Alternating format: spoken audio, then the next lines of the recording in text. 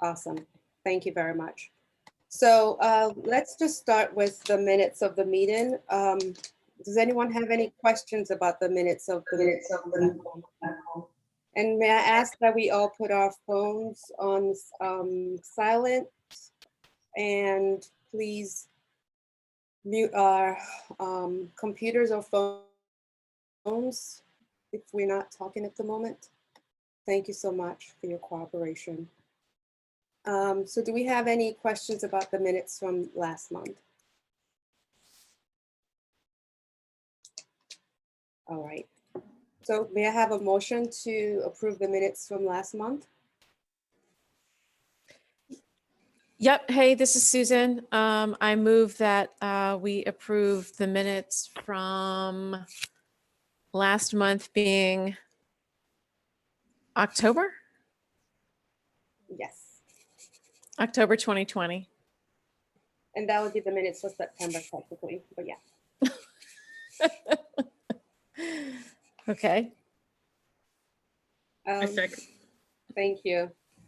All in favor? Aye. Aye. Aye. Anyone opposes? Abstentions? Okay. We have approved the minutes for the September meeting. Thank you very much. So now let's move to the agenda for today. I'm actually, for some reason, my computer is freezing here and I can't pull it up. So can someone please read the first item on the agenda for me, if you don't mind, while I deal with my technology issues here?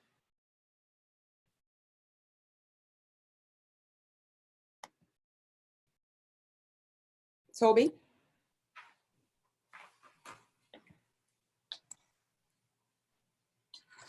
Toby, are you there? Is there, this is Stephanie. We've had the call to order roll call. Old business is included at this moment. Is there any old business to discuss at this time? Thank you very much.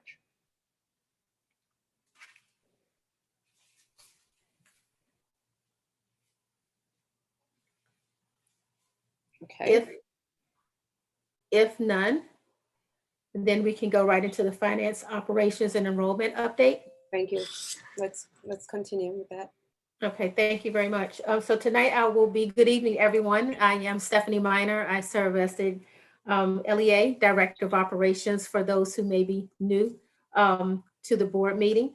Tonight I'll be presenting the finance and operations report, and Sade Creighton-Way will share in the presentation for the enrollment update.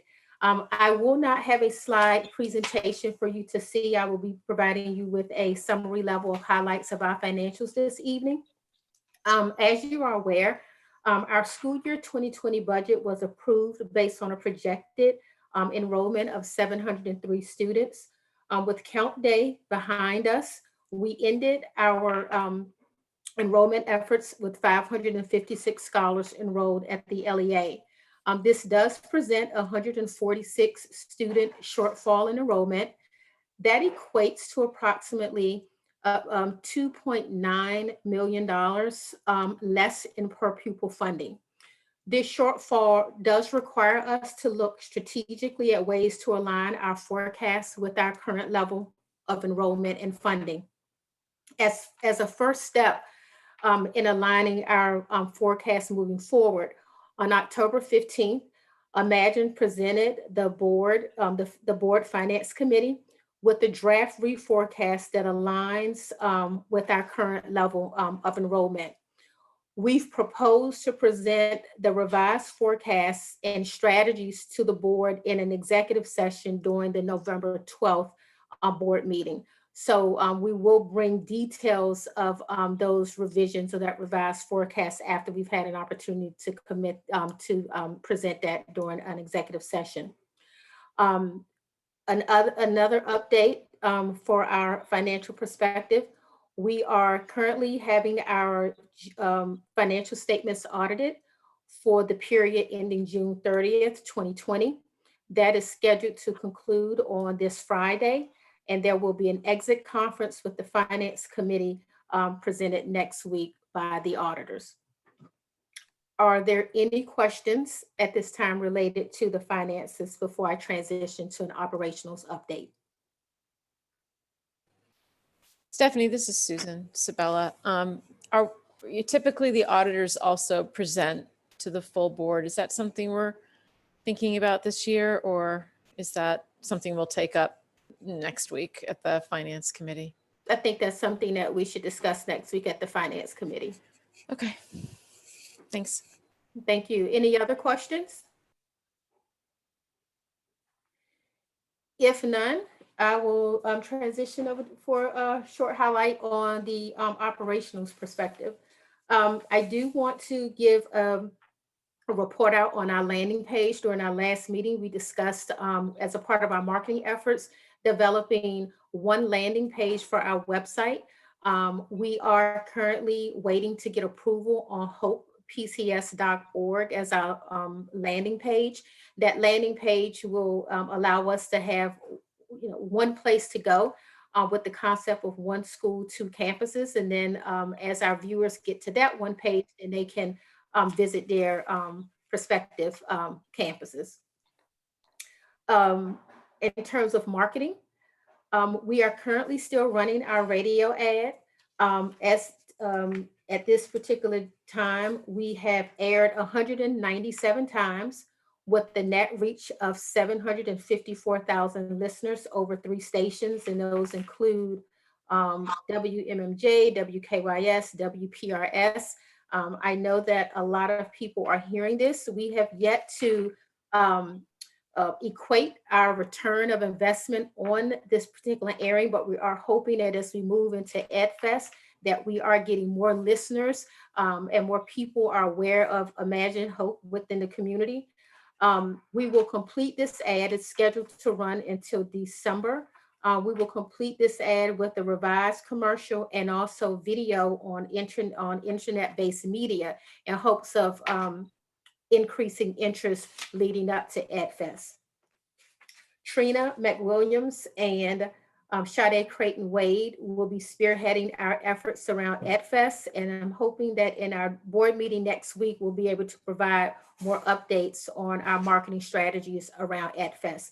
This will be the first virtual experience for EdFest. It will be on December 12th, if I'm not mistaken, from 10 to 2, and we'll look to share more about that as we develop those efforts. I am excited to announce that we applied for, and Travis Miller, our new academic director, spearheaded this grant. We applied for a $20,000 grant with the Association of American Medical Colleges. They are a nonprofit organization located in the District of Columbia, dedicated to transforming healthcare through medical education, patient care, medical research, diversity, and inclusion. So we applied for a $20,000 project-based grant, and we're waiting to see if we've secured that award. What is that? Sorry, Stephanie, what is that geared towards? Is it just general support money, or is it restricted to a particular project, or? I'm glad you asked, and I've geared up Travis to lend some insight on that, as he was very instrumental in writing that grant. So Travis, can you elaborate on that? Absolutely. Good evening, everyone. So Susan, the grant, our focus for the grant, our project will be to continue our efforts in early childhood education. So this organization that produces learning manipulatives, and it's called Learning in the Box, and I'll put the website in the chat. Okay. And what happens, they have a box of manipulatives that we actually can give out to parents, students, so that when they're doing online learning, they have the manipulatives next to them, so that they can work along with the teacher, as well as other lesson cards that are in the box, so that students can continue their education at home. So it's almost like a hybrid virtual learning. So you have the virtual learning, but then you have materials dedicated for students in grades pre-K 3 to grade 2, and do enrichment activities at home. Awesome. That's great. Thanks. You're welcome. Thank you, Travis. Continue with our operations update and linking this with marketing. We are starting, we've started a relationship with Answer Connect. I don't know if you recall, right before count day, we were trying to do a final push out to our families and connect with as many of our potential parents. And we used Answer Connect to make those calls. We are again going to extend our efforts with Answer Connect to do a short survey on meal distribution. We do distribute meals at both campuses twice a week on Mondays and Wednesdays, but we're noticing that we are not getting a steady, or we're experiencing a decline in the number of parents that are coming out. So we're interested in knowing exactly why and how we can facilitate in getting those meals to our families. And we also want to look at enrollment. We have experienced a decline in enrollment, and we want to use Answer Connect to launch those calls to families that have left the LEA to find out reasons for leaving and ways in which we can improve our outreach around enrollment. Are there any questions for me before I turn it over to Sade?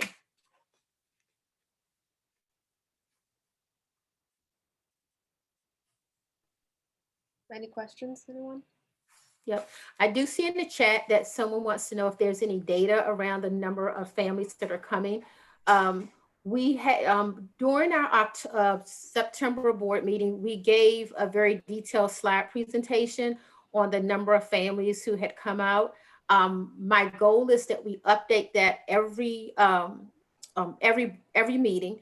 I do apologize that we do not have that readily available, but I do know that we have decreased the number of meals that we're distributing. And I want to say right now we're at about 75 meals per day for family. But I will be able to get those numbers out to everyone in a subsequent presentation, and I'll share it out. And if possible, if you could kindly share a breakdown of the grade levels of families that are being touched as well, that'd be helpful. Okay, thank you. Any demographic data that can help us to better understand. Okay, we'll do. Stephanie, this is Revolution Foods still? It is. Mm-hmm. Okay, that's also interesting. And what was the process of selecting this vendor? I am going to be at a little bit of a disadvantage just because the vendor was already in existence when I arrived. However, I do know that we have a long-standing relationship with Rev Foods. Prior to extending the contract with them for this year, we did attempt to put on an RFI. We did not get responses. So the decision to continue with Rev Foods was a direct relationship with the lack of responses that we received. We will be competitively bidding that again this year for a new vendor. I think I requested that we put a section on the website where the general public can see our RFPs, and I don't think I've seen that on the website for the last 2 years. Okay. Yep. I know that it's not active. We're planning to do that in March in lines with the next school year. But I will note that, Rebecca, as we did the RFP for our computers this year, we did make sure that those were noted on our website. Okay. And we will continue to do that. Yes, please. Let's make that a policy, actually, that RFPs go on the school's website. Absolutely. In a conspicuous manner. Thank you. Okay. Thank you. Any questions for me before we transition to our enrollment update?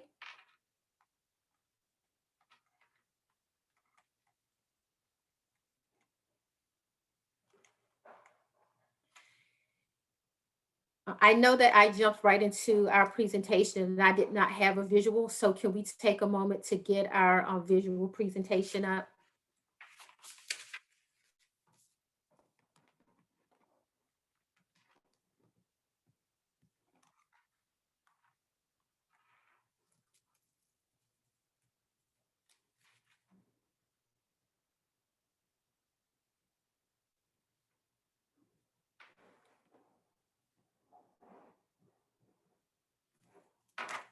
And we have plenty on the meeting tonight. Is Sade with us this evening?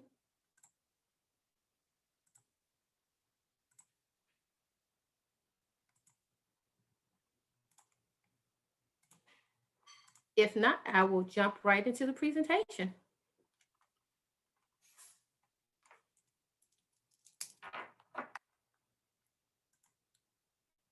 This evening's presentation is going to look at our enrollment and different perspectives. As you are aware, we are at 556 scholars for enrollment, 201 for Lamont, and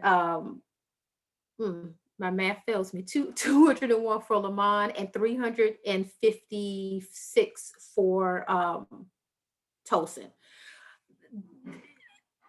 This presentation right here just breaks down enrollment in terms of our grade level, and it also outlays the number of SPED students that we have enrolled based on grade as well.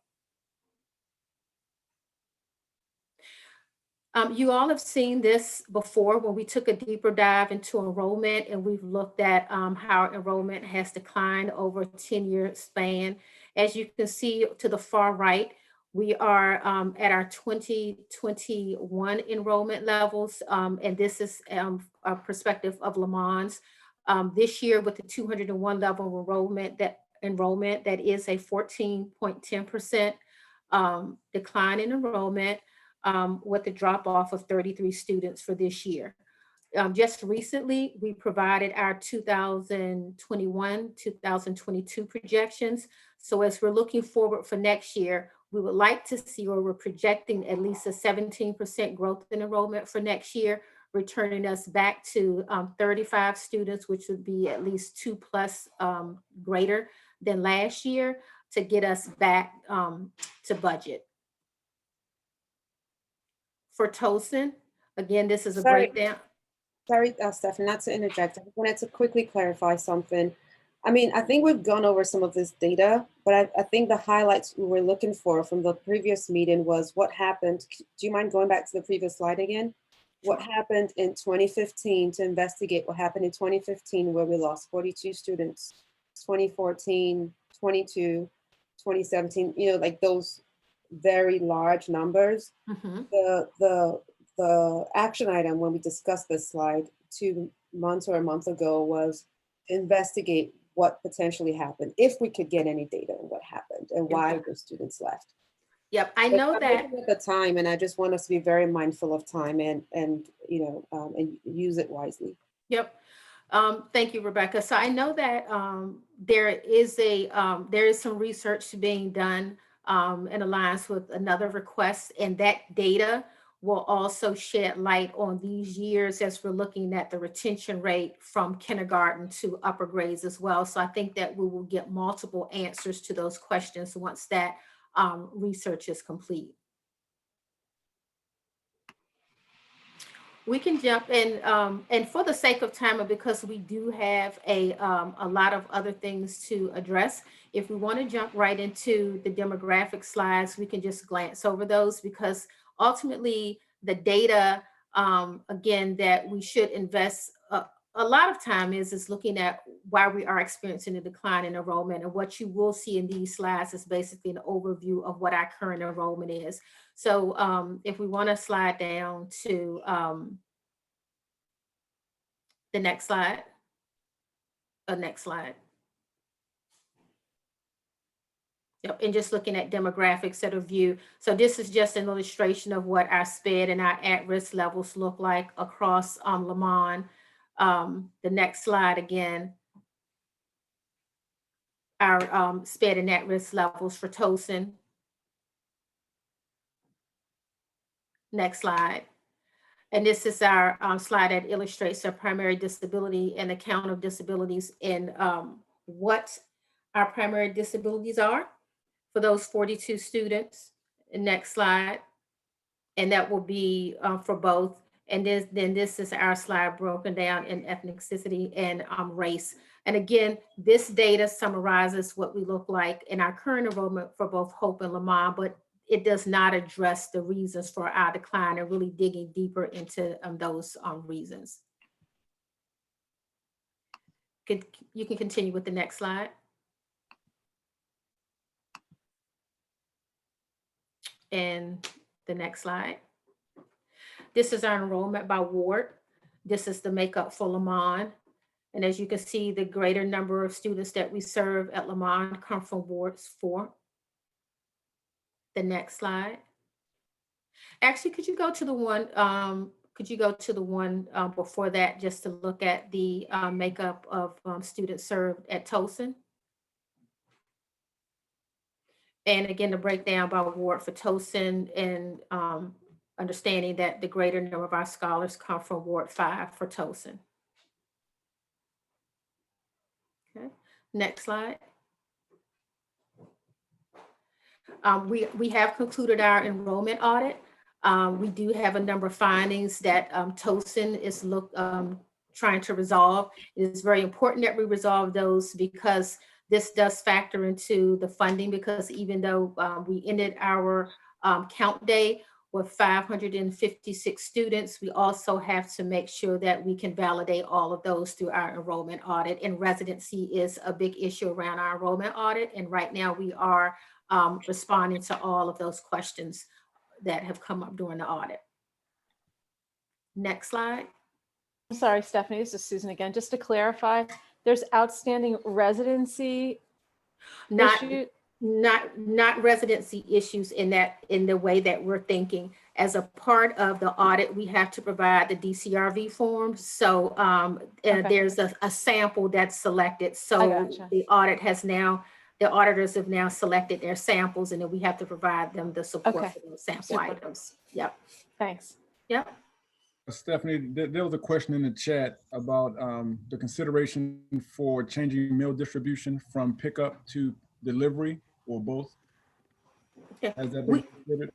No, we had not considered that, but what I am looking to get from our survey is what is preventing families to come out. And so if that is something, we don't know if it's that there are other sites that are available to them. Some sites offer pickups where you don't have to be a student, but you can get all your meals from that one location. So I think that this survey will provide us with adequate information to be able to tailor the way that we distribute meals.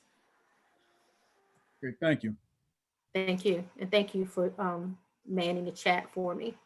Any other questions?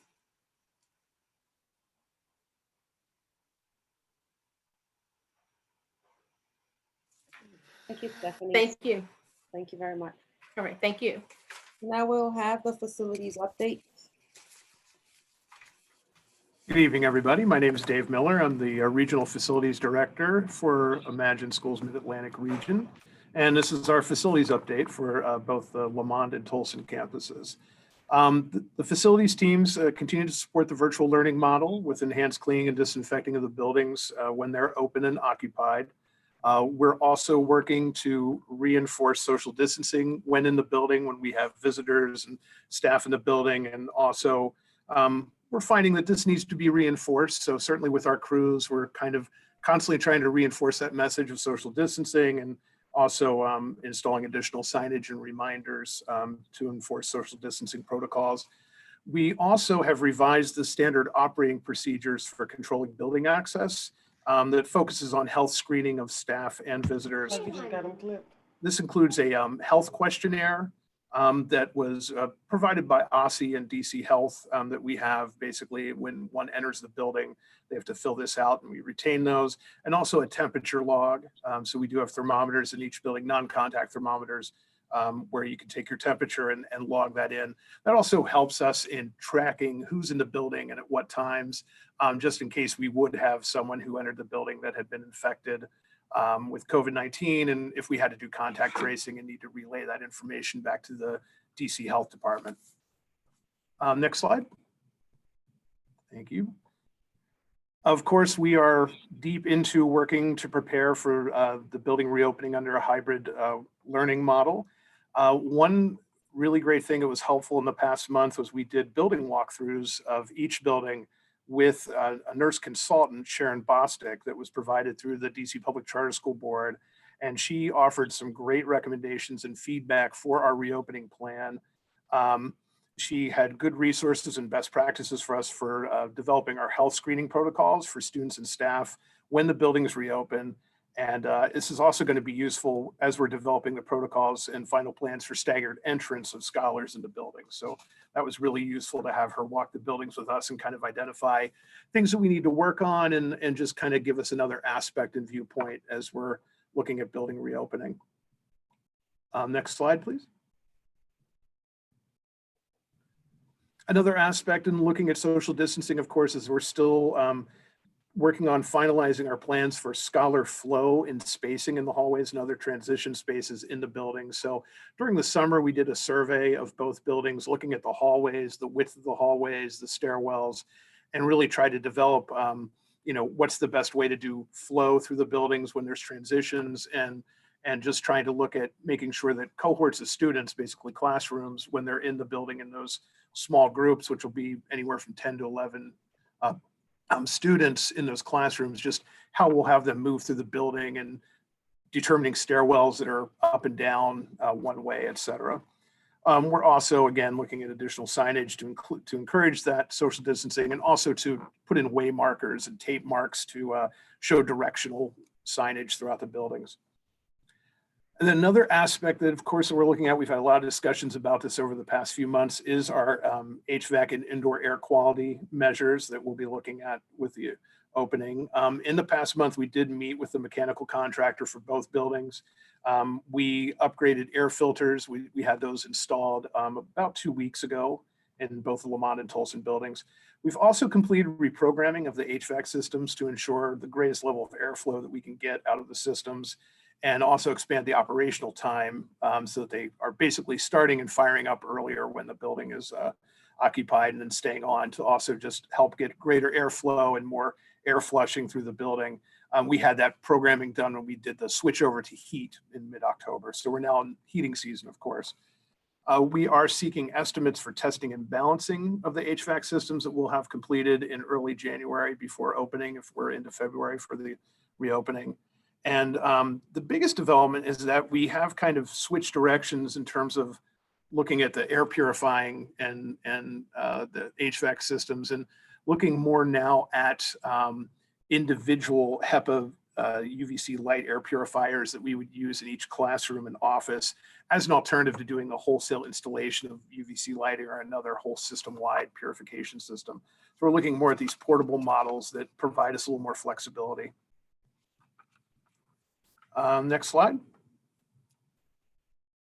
Our meetings with Sharon Bostic, the nurse consultant, also provide us with better guidance and understanding what changes need to be made in the lavatories. That was also helpful.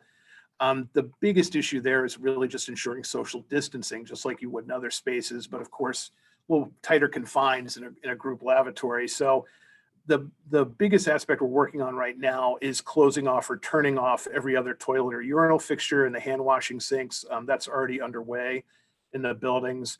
And then the big emphasis will be just very frequent enhanced cleaning and disinfecting, including frequent checks by our facilities teams and after use by cohorts. So, if a class goes to use the lavatories, we would then immediately have facilities team members come in and clean them and disinfect them quickly.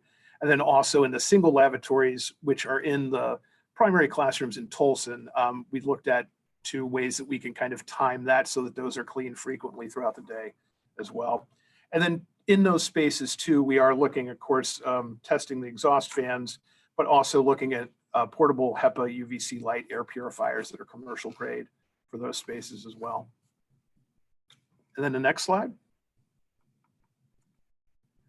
Again, with our consultation with nurse Sharon Bostic, this was a real big bonus for us. She gave us some really good practical guidance on the concept of the health suite considerations we've been looking at and the isolation rooms. And I think this will really help us in terms of saving money. I think in some ways, just looking at the guidance, we were overthinking it a little bit. And she basically guided us that, what is actually required by OSSI and DC Health for these isolation rooms, and basically new construction is not required. It doesn't have to be within or adjacent to the health suites. It can really just be a designated area in the building that can be contained and essentially sealed off. But as long as it has good access to a lavatory and proximity to an easy exit, so an exit to the outside, those are really the prime considerations. So we're already working with the principals we've got kind of a basic locations of those identified already in the buildings. And then the next part of that, again, we'll just be working on the indoor air quality for those spaces. But again, I'm finding that a more affordable and more useful way to look at this is to use portable air machines. So like a portable negative air machine, just as you would use in a health facility, but it's considerably less cost than doing a permanent installation of something like that. So portable negative air machines, air pressure machines, and also medical grade air purifiers that we're finding are much more affordable for those spaces. And then the next slides, I'll just go through these real quick, but did want to provide an update on the site improvements project that's going on at Tolson. It is underway. We kind of broke ground in mid-September. We had the existing fencing was removed to have easy access. That concrete platform at the main entrance in the Tolson building has been demolished. And we did initial grading and paving on September 17th and 18th. We have some additional paving we have to do just to bring the level up still a little bit higher to make it more level and safer. That is going on early next week. And we had steam garden planters delivered and installed on October 9th. So those are in the parking area and they look really good. We've had to, play around some with the budget to get us within budget, but we did get word just today or yesterday from the Hanover Group that they are going to provide an additional $10,000 in funding to cover what we're working on. And I want to thank Jason Connect, our athletic director, for really helping spearhead that and getting them to agree to add a little bit more. The next slide is just a time frame breakdown of where we're at. We are looking at completing in the spring now just because the acrylic sports surface. And then the final slide is just photos of that project.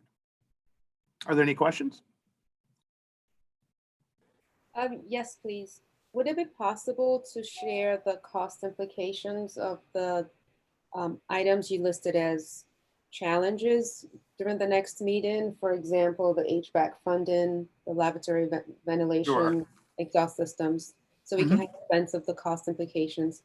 Another thing I've noticed that some schools are looking into is outdoor learning. And perhaps if we can cost that as well to see, to compare the cost implications of having a staggered approach to outdoor learning versus actually having to replace the HVAC systems indoors.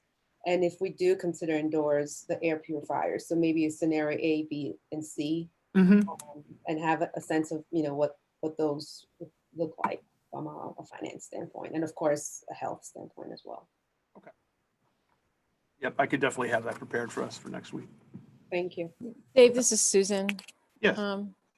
Yeah, I fully support the air purifier situation, the, portable, much less, I think much more likely to be effective. I think balancing the HVAC system and all of that is just, that's like a grail quest, trying to get an HVAC system balanced effectively. I just It is. It's kind of something you need to do as a best practice to try to get it to where we want to get it. But I do think we'll get a little more impactful.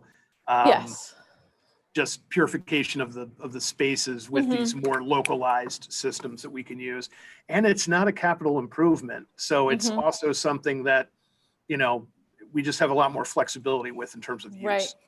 Yeah, I think that's great. You were talking about students and distancing and things. Are you having kids just, presumably we're going to educate all these guys on what all the new rules are, all the new protocols are. They're going to be signing something that says, this is what this is about.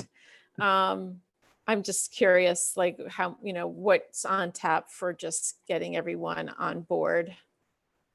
Yeah, I mean, we've put together presentations at the staff level. We'll have to work with the school leaders to develop that communication to the scholars.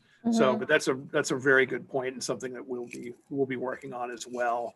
And a lot of the signage that we're looking at is certainly is directed towards towards children, Mhm. so it's the more basic signage. But I do think that is going to be kind of going to have to be an emphasis to just kind of establish the culture of mask wearing, of social Right. distance as they're coming into the building, which we've been under these conditions long enough that's Mhm. becoming, people are understanding that, but in all day in a school situation, it is more challenging. Yeah. Yeah. Okay, great. I would just support that. Yeah, that's definitely a great thing that we need to look at. And I presume this includes signage on the floors, literally everywhere on campus. Yeah. Yep.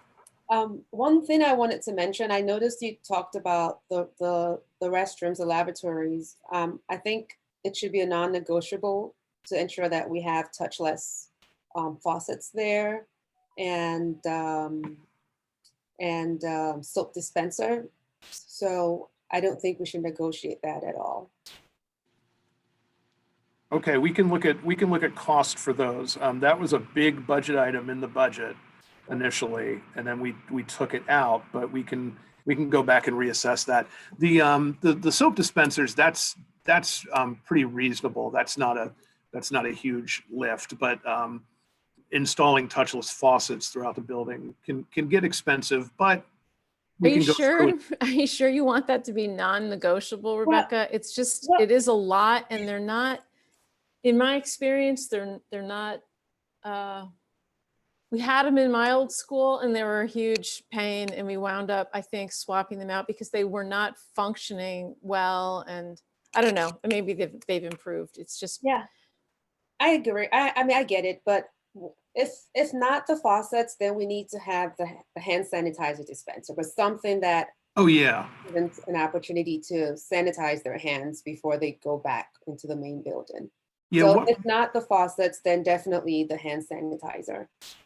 What we are looking at is having Cintas install. We've done this already in one of the Maryland schools, but we're having hand sanitizing stations installed basically at every classroom doorway, and it's relatively affordable. It's nothing, it's nothing that breaks the bank at all, and it provides a good additional level of safety, when they're entering the classrooms or exiting the classrooms. Yeah. So in terms of that being a non-negotiable, that's the premise of, that's the rationale behind not negotiating that. It Gotcha. doesn't have to be the faucet, but Yeah. we need to have something in place that's safe and gives the students an opportunity to sanitize their hands as they move around the building. Yes, absolutely. Okay, any other questions? Mr. Miller. Yes. James Jacobs here. How you doing? Hey, how are you? Doing good. It's been a few months. I want to touch bases with you offline. I've got some updated information. As you know, we spoke about how the virus, we got some information from the AMA when last time I spoke with the doctors that I work for. The virus has mutated. So we're going to have to, I just want to touch bases with you regarding the ventilation, the microbial testing limits. I really want to look at that. Those numbers are going to be important, especially when we get the number of students in there. And I want to discuss the data that we're getting. What are we going to do with the data of, are we going to use that in terms of strictly with in-house, or was that be submitted to the CDC directly? I just want to get with you offline because so much has happened since the last time we've spoken. The virus has mutated. And now we're looking at not only a respiratory issue, but also the digestive tract issue. So much has happened since we last spoken. So let's touch bases offline. I've got a lot of other information that I'd like to share, especially you said the nurse gave some information. I just want to look at that and see from an epidemiology standpoint, when we get back into the building with teachers, staff, students, definitely, we discussed the SOPs in terms of making sure that those are adhered to. So, but we can touch bases offline, okay? Yeah, send me an email. Yeah. Okay. Yes, we can catch up. That'd be great. Thanks so much. Yeah, thank you. Thank you, Mr. Jacobs. Do you mind identifying yourself for our minutes, please? Because you've shared very valuable information. Oh, my name is Mr. James Jacobs. I am the science teacher at Tolson, and also I am an epidemiologist as well. Thank you very much. You're welcome. Okay. So now we go into the school improvement plan and Imagine Schools updates by Travis and Nashandra. Yeah, so good evening again. Rebecca, I don't think I need to go through the entire presentation, but maybe I can just update those who are here that, Tolson was identified as needing to develop a school improvement plan for the Latinx community.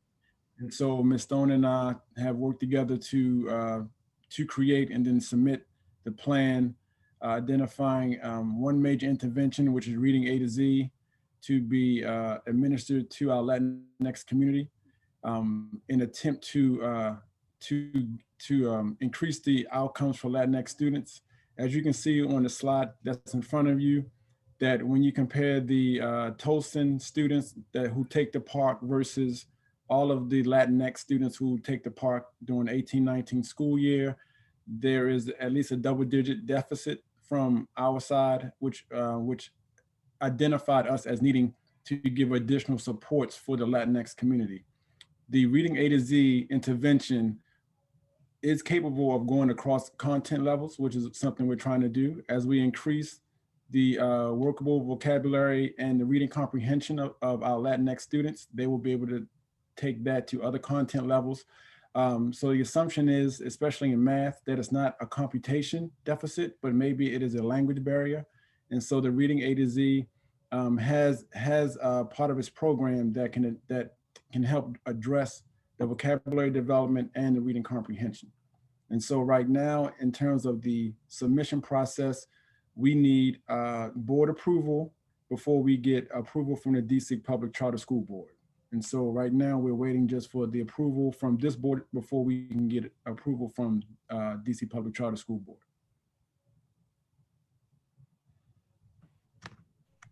Are there any questions? Paul, I mentioned that it was approved this morning.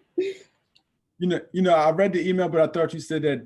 But I didn't know that. Some follow-up questions, but it was approved for the purpose of. Oh, beautiful. Thank you. Okay, so next step is to Ms. Stone will be submitting it to DC Public Charter School Board tomorrow.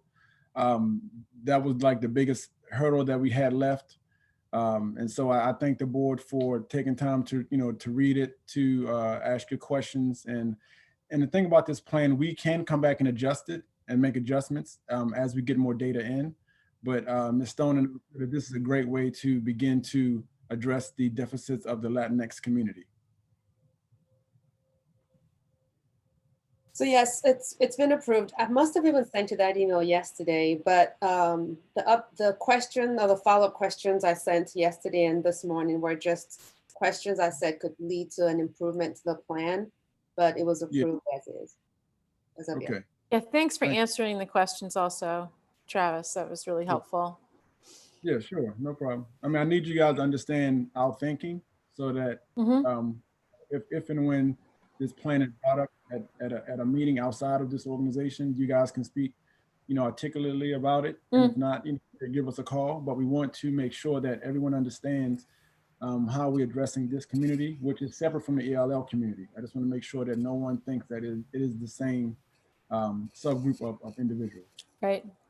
44 students, you said, correct? Check today is 41. So 41. Yes. Okay. Yes, ma'am.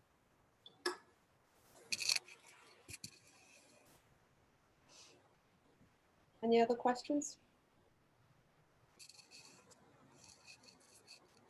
Hey, Rebecca, this is Sean. Good evening. There is a question in the chat for you as it relates to your potential recommendation for outside learning. Mr. Wild Goose wanted to know, are you referencing that for the warmer months, or are we suggesting that at our return in February? Thank you for clarifying, for asking that clarifying question. So actually, DC PCSB had a session with board chairs on what other schools are doing. And some schools are actually exploring this for the winter months as well. But of course, with safety measures where there are heaters that could function outdoors and just equipment that would make sure that, students are not exposed to excessive winter conditions or an environment that would pose a health risk. But I would say we could look into it for both, definitely the warmer months, but they've also recommended considering it for the colder months as well, but with, heaters and what's necessary to make sure that it's still within a certain temperature. And I think the recommended temperature was 65 degrees, to make sure it's still within 65 degrees outdoors, if we would consider that. It's definitely something that independent schools are doing. Yes.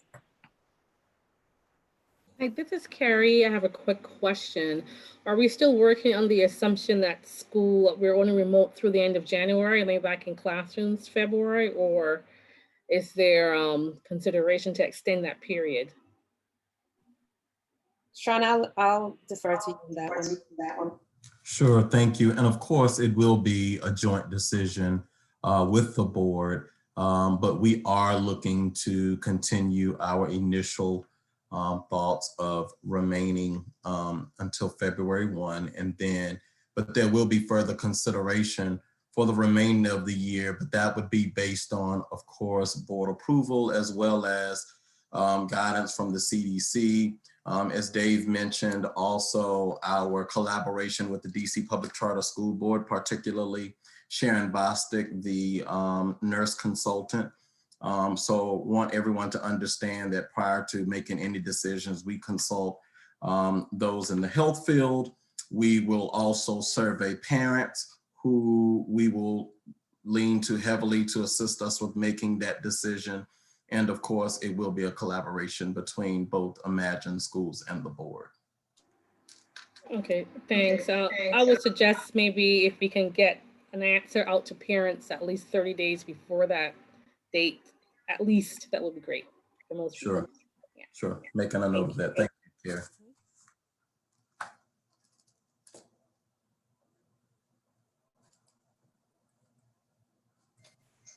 This is Nicola. Just to also note that we have been devising plans for both parents who are more comfortable virtual versus those, if it does come to that, if and when it does come to that point, that we have both options for parents as of February 1 going through the remainder of the school year.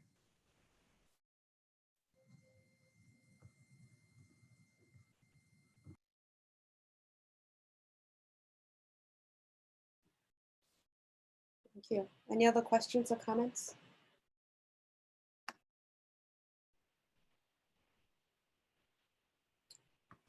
There's another question here. With the mutation of COVID, what would be the protocol or exception for the immune compromised students? I'm going to defer to Imagine on this as well.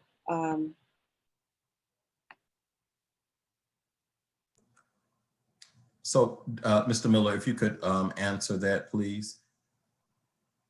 Yeah, I mean, at this point, I would say that we really have to defer to that that student's health professional and the guidance that they're getting from their doctors, to their level of potential exposure. So I think that's really where we'd have to kind of put that question into place. Even with all of the health considerations we take into consideration, all the improvements in cleaning, no, it's really about mitigating risk. It's not about, being able to absolutely ensure that there isn't spread of COVID, in a facility. It really depends on a lot of different factors. So I think it would depend on each individual student's personal health situation. And I would advise that they work with their healthcare professional at that point and with the school as well to determine an answer for that. And with schools that have done the hybrid, they usually have a schedule where students who choose to remain 100% virtual can still participate in classes that are on site. So that way there's no learning loss. For those who want to come, let's say twice a week, they're on site. And for those who choose not to be on campus, they just join electronically on those days. So I think that's also something we could explore when we do go on a hybrid model. Right. And also, too, I want to add that as a part of what I've been reading is that if a student does decide that they want to be virtual to start, that we should be connecting with families periodically to see if their desires have changed. Someone could be in person and then decide that for health matters, they need to go virtually. So we need to be flexible with how things are, transformed from family to families as well. Absolutely. Thank you. So now we'll have the presentation from LaShandra. Good evening, everyone. My name is Nashandra Ellis. I'm the Regional Academic Director, and I have been charged with presenting data and also sharing some information around student work samples and teacher feedback. And so in an effort to not go through every single slide, I did also have a recording that was shared prior. And if you have not received that, please let me know and I will make sure that all the board members do receive that recording. At a high level though, with the data, we have our progress monitoring for both of our campus. So what you're looking at currently is the school-wide data for Tolson and Lamont. And this data is in reference to our math data. The next slide will be our school-wide data for our reading, which again is for both campuses, Tolson and Lamont. And so you can see over the testing windows where we are currently, and then where we were, in the spring. And then in the next slide, you'll see where we are currently. So if we can go to the next slide, please. And so this is our cross-sectional information for Lamont. As you can see, for reading and for math, there seems to be a slight upward tick in the data. However, there are some considerations that, we were doing remote testing. So there could have been an opportunity for parents to assist. So we're watching for that. That's something that we've been talking about as far as the culture of testing and going back over that information with our scholars and also with parents. And then, so the other item that would be for consideration as well is a change in enrollment. So although we see some of this information and we see a slight uptick, we have to be mindful of those considerations and look for where we are when we come to our next testing window, which will be November 9th, that window opens. We can go to the next slide for Tolson. We have our cross-sectional data for Tolson. As you can see, we have for our math data, there's a slight drop. But for our reading data, there is a slight increase. And again, we have some, anomalies, some factors that we have to consider. And this is from fall to fall window. I'm sorry, I didn't specify that. And so we have some considerations. We have some considerations with parents and the culture of testing in this remote environment. And then we have our change in enrollment. And so with that being said, again, as we go into our November 9th testing window, we will be looking for several different things. But looking at this data, and you can go to the next slide, please. At our trend level data, we're going to still take a look at this. And what we've done with this data is we've established that there are some areas of definite growth with regards to instruction. And with that in place, we've implemented our focus tests and our focus skills. Focus skills are what we need in order to help our students to reach growth towards the park and also to build capacity just simply for learning. And so as we're utilizing these focus skills and focus tests and instruction and looking for mastery, we're identifying within the Common Core standards, those high reaching standards that will build foundational skills from grade level to grade level, which is extremely important. Because what we have found as we have gone through walkthroughs and observations in classrooms, we may see a hovering, you know, with regards to staying on a standard for an extremely long time. So this building in of the focus test and the focus skills is pushing us to look at how long we're staying on a particular standard, how long or domain, and how long we are providing instruction around that. And when students do not master it, what are we doing next? So it's pushing us to look at all of those things. And with that, then we pull in our Scholar Success Time, where we're taking those learning progressions and we're making sure that we're providing students with those missing links so that they can continue to move forward and grow during instruction. So with that also, the next few slides just talk about what we've done to collect that data around how to implement and push forward with these focus skills and focus tests. We know that it is a push for our teachers, for some being in this remote setting, in this remote situation, transitioning from one standard to the next so quickly has been a challenge. So there are some other areas of consideration that we begin to have conversations around when we talk about scheduling and looking at our master schedule. But the most important thing out of all of this is, as we're looking at instruction, we are distinguishing between learner practice and practice for students. So learning and practice and having independent practice. And that's what's going to help us also harness what we need as far as our growth is concerned with our particular scholars and them developing the skills that they need for the next level. We try to come in and bring in some project-based pieces. However, with the fact that we're in this pandemic, we've been in this remote situation, teachers are learning some new pieces around instruction. And so we wanted to get their footing with that first.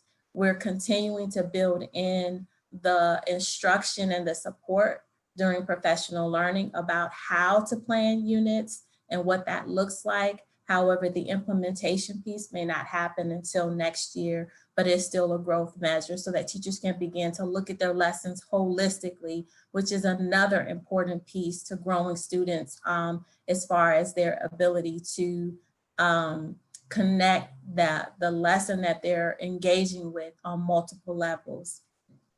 And so with that being said, what you're going to find in the remainder of the presentation are some samples of the different online platforms that we've used in order to engage scholars. I don't want to necessarily go down deep into those particular platforms, but you're going to see that. You're going to see student work samples. And so with that being said, with those student work samples, we are really, really taking time to look at the feedback that we're giving to students as well. And whether or not that feedback is harnessing growth. And if it's not, how are we then changing the direction of how we're giving feedback so that we can begin to see growth in the students' work, their level of mastery, and then how we're giving them that information back to help them reach the potential that we're looking for in the work. The other slides beyond the teacher work samples are just going to give you some other data points that we're using. We're using Freckle. We are also using STAR and the other data points that are embedded within STAR. The other item that I wanted to come back to is that on our current Renaissance dashboard, we've incorporated Mayan. And I wanted to come back to that to connect to something that Mr. Miller was talking about with our Latinx population. In our focus skills and focus tests, we created a calendar of which I shared with the AEC committee, and it is also embedded in this presentation. We wanted to make sure that we touched on the fact that we need to spend time engaging our scholars with reading. And so Mayan will do just that. It is going to help us take action with regards to infusing independent reading into the lives of our scholars every single day. And that is also identified explicitly on the focus calendar that incorporates the focus tests, that we should be doing that. However, we're working on that. We may not be there yet, but that is where we're going. And I'm only saying that to say that we know that reading is the foundation of everything. And we've been talking about this. And if we go back and look at the data, there are definite implications that we need to spend a lot more time focusing on those reading pieces. And not only that, focusing on reading and how it connects to our math, our science, and all other content areas as well, so that students, again, can begin to grow in that particular area. And so with the Mayan reaches all the way down to our early readers, all the way up to our middle school, and even can reach into high school. And I just wanted to say that. And that is my presentation. Thank you. So for the next board meeting, would appreciate just a deeper dive into the student work and the teacher's analysis, so that you know, we can actually understand what the lesson was, how it was evaluated, what the teacher was looking for, and how the teacher analyzed that student's work. Absolutely. So a deeper dive into that would be very helpful and appreciated. Any questions? Yeah, I have a quick question. This is Dana. I understand that you are using Mayan to support with reading based on the data. Is that what you shared? So We are using Mayan, and we're asking our teachers to look at the current data for their students in order to help them to assign rich text for the students. But we're also asking for students to, for teachers to also begin to utilize those pieces though during instruction. So it's a combination of both. Can you share, you said you're asking them to use Mayan and something else? I'm sorry, I missed that. No. It's a combination of utilizing it during our independent practice with students. So when you are, say, for example, okay, because you know, we're trying to get used to the synchronous, the semi-synchronous, the asynchronous, the unplugged. So when we're helping teachers to decide, when can I assign independent reading? When is a good time? When will it make sense? When will it fit? So that I know that my students are getting grounded in the building of vocabulary, the building of background knowledge, and the just the joy of reading again. Right. And so that's what I was saying in that area. I understand. So I agree that it does help with the joy of reading and building background knowledge. But if we're trying to improve students' reading proficiency, my understanding is that all of the text on Mayan are read alouds. Is that true? Or are there opportunities for them to be reading the words on the screen? There are opportunities for them to read the words on the screen. There's opportunities for them to have the information read to them as well. And there are opportunities for them to have someone again sit alongside of them and support them in their reading. So there are various options within the platform.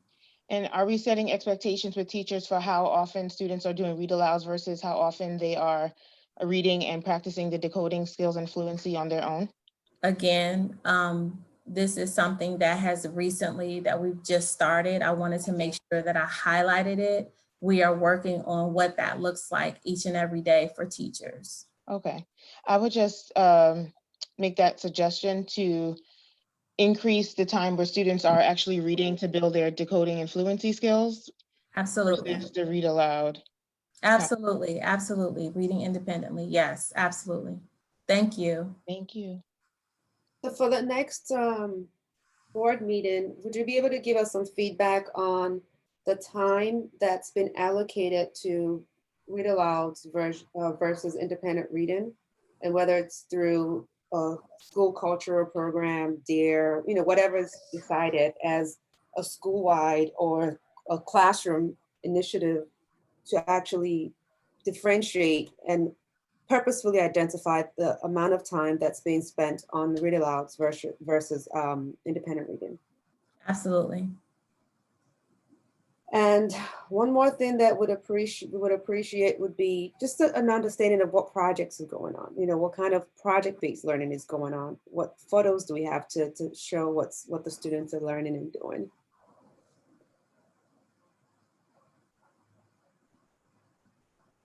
Thank you. Okay. Thanks. Okay, any other questions or comments? And I hope all these are being documented in the minutes as action items, please, because we will revisit them next month. Well, next week more so. But I understand that for some. Like tomorrow. I know, right? It might take, next month. In actual fact. Awesome. So we have our school leaders reports. Lamond first, then Tolson, please.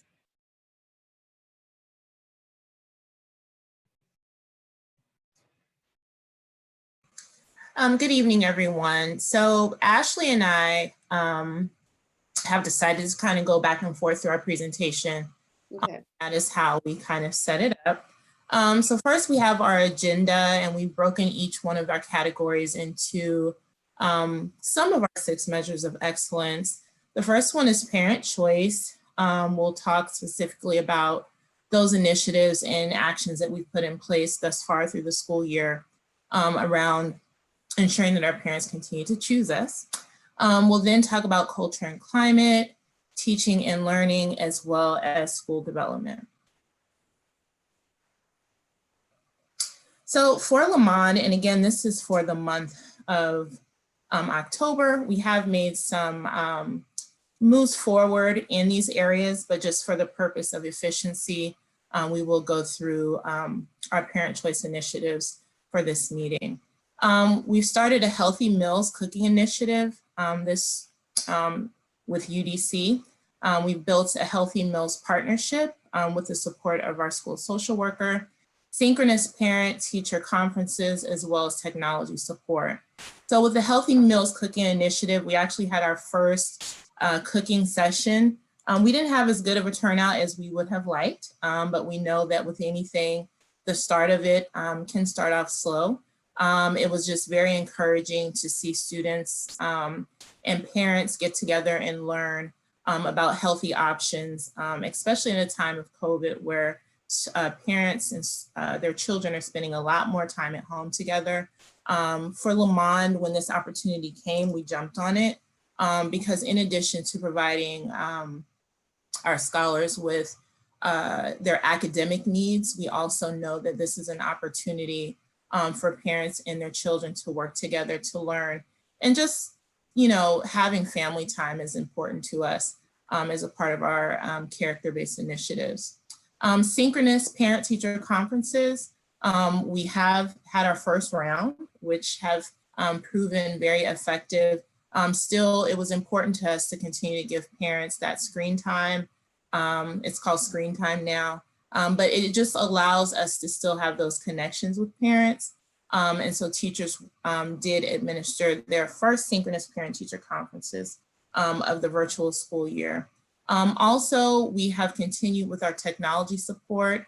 During the beginning of the school year, we had live Zoom meetings in which parents were able to come on and really be able to explain what they were encountering. Now our technology support team has begun a more thorough ticketing system, as well as follow-up with parents. Also, our technology team, support team has put initiatives in place for those students and parents who may be exhibiting some issues with their devices. A situation where a parent may have a device that's no longer working, they're able to come and swap it out just to make sure that the learning continues. And so those are our parent choice initiatives thus far for Lamond. Ashley? Okay, good evening, team and family. As far as our parent choice initiatives for Tolson, we do understand that a big part of what we do, we are partnering, or our parents, they partner and choose our Tolson campus. And in a way, we have prioritized our efforts around partnering with our families. So one of which would be our Parent Cafe initiative. This was brought to the leadership by our kindergarten teacher, an idea that she had where it is essentially around creating some focus groups of families. Created a focus groups for families by the grade levels where we can listen to the needs of our families by those grade levels, and they can ask or pose their questions to the school leaders as well as to one another.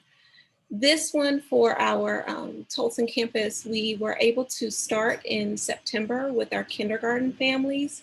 We are continuing in the month of November for our other grade levels as it pertains to our schedule shift. So we're meeting with our families in that parent cafe session to share with them those expectations for quarter two,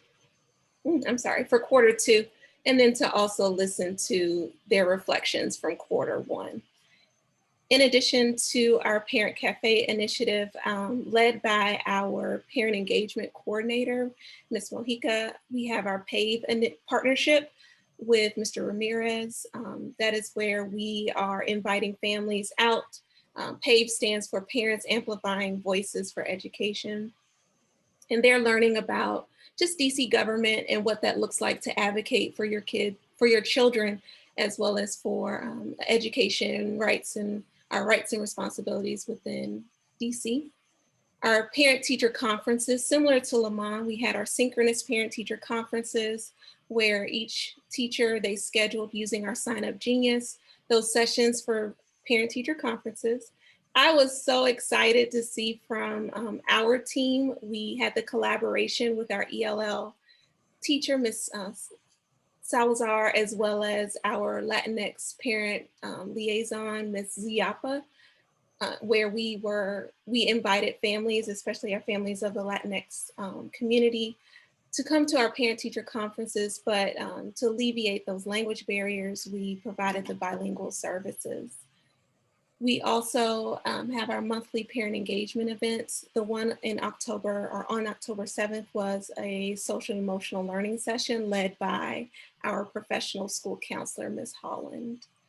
And then October 5th, we had our focus group with our Latinx families where we received some feedback about our goals for the school improvement plan. Next slide, please. So one of the things that was really important to Lamont and Tolson is that we continue to build our character initiatives as well as our school culture. It is a challenge virtually because you can't see, touch, and feel our students.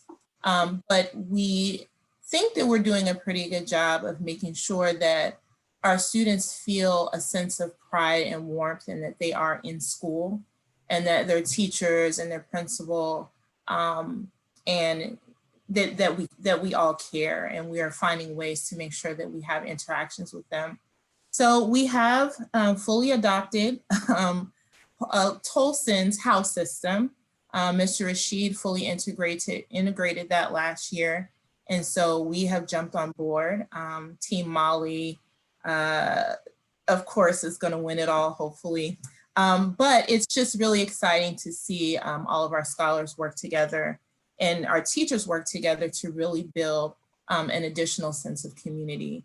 We do it virtual now. We have our Friday assemblies in which teachers are celebrated, scholars are celebrated, and hopefully their families will start to get involved as well in feeling celebrated within their houses. We are going to actually also start meeting individually in houses with house leaders and students to build their own dances and songs and things that we've noticed have within other schools that use the house system, bring a sense of community and fun. Our school psychologist, Mr. Obang, provides our scholars with lunch bunch.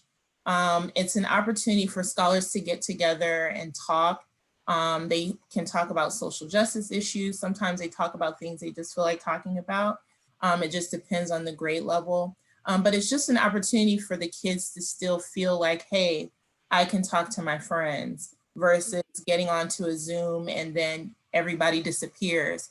And just the challenge with trying to provide instruction and also give students the opportunity to have those social emotional times. We're just really excited about the Lunch Bunch initiative at our school. We have continued character classes. One of our specials teachers is providing our character initiative classes based on our core virtues.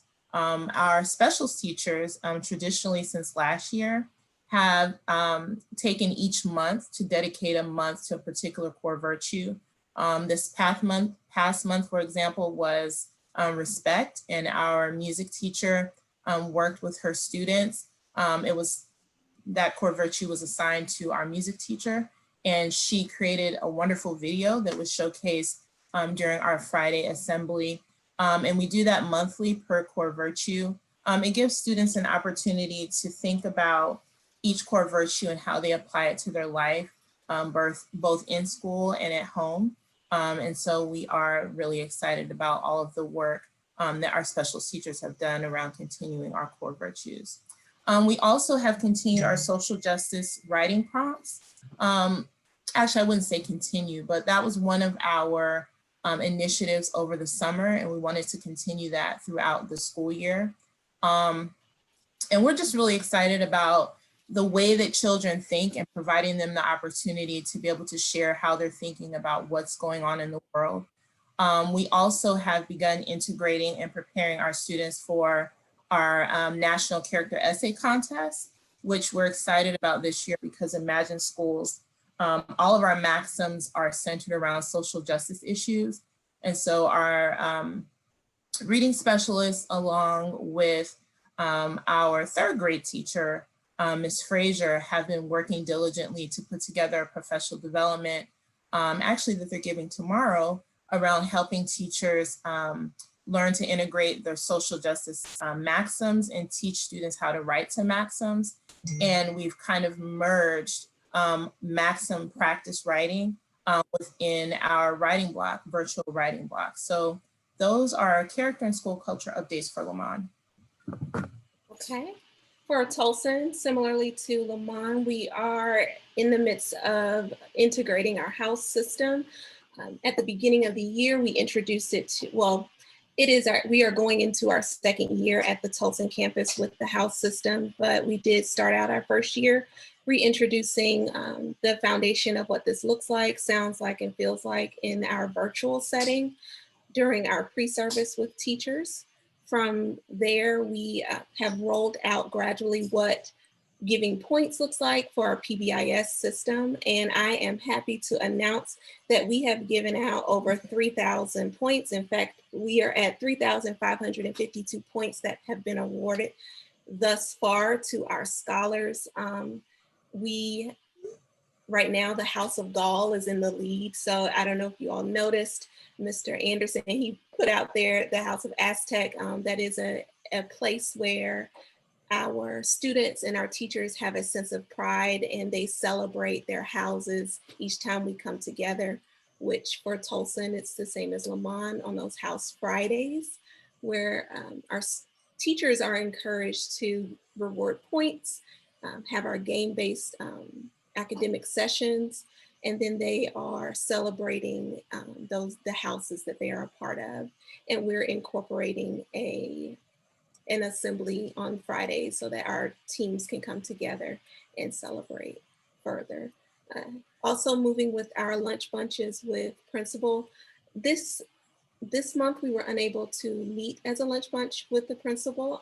We did, however, we were able to meet with our 8th grade students during their social emotional learning block, where our 8th grade teachers graciously allowed school leaders to come in and just to hear from our 8th grade students.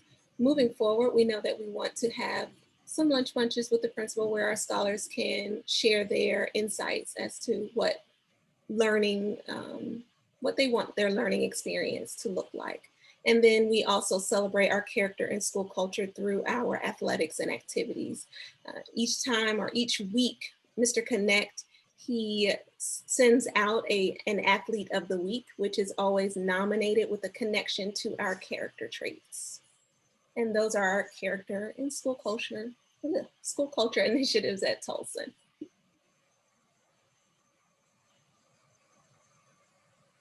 Those initiatives sound really great. I'm sure that it really helps to maintain a strong community regardless of whether you're in person or remote. So kudos to you all for putting all of those pieces in place. Thank you. Absolutely, I would echo that. And sorry, my monitoring and evaluation hat is up. I was just gonna ask if there's any way to maybe track some of these activities. And for example, um, you know, are we measuring the number of points that we're assigning, and is that indicative of positive behavior? Has the number of has the suspension rate decreased since we implemented this, and by how many percent? Has the attendance rate increased, and by how many percent? So that we can actually, see how this could be measured into something tangible beyond the feel-good moments. And we can see that we're making a lasting impact. So it doesn't have to be any of those 3 indicators. It could be anything, but how are we tying this to something that we're measuring and we're looking at? We're going back to the drawing board to look at that it's actually impacted. And it could also be anecdotal to a certain extent. I think it'll be good to have some mixed methods there, qualitative and quantitative, but even just asking students, how have you felt since this, started, and turning their responses into a word cloud could even give us a sense of how students are feeling as well. But just to really actively measure what we're, the activities and how it's impacting the school. Absolutely. We can do that. Absolutely. There is a question in the chat from Ms. Pella as well as Ms. Stone in terms of the grade group for the social lunch month with Mr. O'Bain. What's that grade level at Lamond, Ms. Pella? 3 through 5. Okay. And is that offered at Tolson as well, Ms. Stone? So our lunch bunch at Tolson is led by Ms. Holland at the moment, and Ms. Holland is leading that with our 8th grade scholars right now, because we're talking about that high school selection process. And we're looking to expand that out, okay? Thank you. You're welcome. Okay, our next focus area is just around teaching and learning. The 3 points that we'll discuss are growth and professional development in conjunction with our Rise Up team, student assessments, and curriculum updates. So for growth and professional development, we have begun across both Tolson and Lamont. Sorry, Ashley, not to speak for you. We are sharing an A-B model where A week is focused on planning, lesson planning, and providing like small snippets of professional development around lesson planning. Each week we have a focus, not each week, it could be bi-weekly or monthly, just depending. So for example, in our planning, we're focusing at the moment on building strong mini lessons.